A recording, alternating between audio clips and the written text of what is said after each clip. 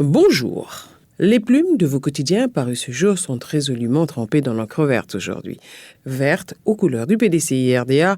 Bienheureux le PDCI-RDA qui célèbre ses 75 ans, s'exclame le nouveau réveil.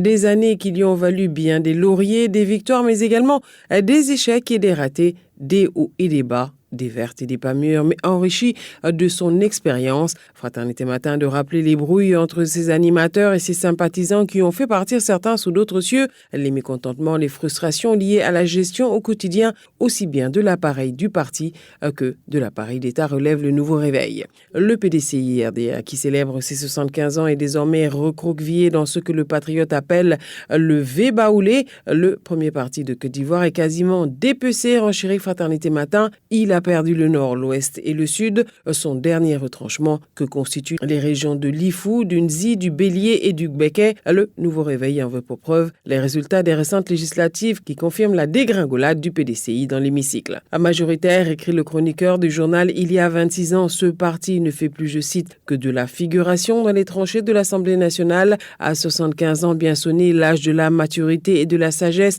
le PDCI est à la croisée des chemins. Cet anniversaire doit être au-delà des clameurs festives, l'occasion de mener une vraie introspection sur l'avenir de ce parti, relève Fraternité Matin. L'équation est connue, voire simple même, poursuit le journal. Il s'agit de se régénérer avec du sang neuf et un nouveau mode de fonctionnement pour affronter avec sérénité les défis futurs. Vieillir n'est pas forcément décliner, écrit le billetiste, rappelant que sur le plan continental, il n'y a que deux partis qui ont dépassé cet âge. Il s'agit de l'ANC de l'Afrique du Sud et du PDCI-RDA, justement en Côte d'Ivoire. Le quotidien d'Abidjan, lui, consacre tout un dossier aux graves accidents de la circulation qui se produisent un peu partout dans le pays, notamment sur l'autoroute du Nord. Les messages de prévention n'y changent rien et pendant, écrit le journal, que les regards sont rivés sur la pandémie du coronavirus, à force est de constater que la route tue plus que tout en Côte d'Ivoire.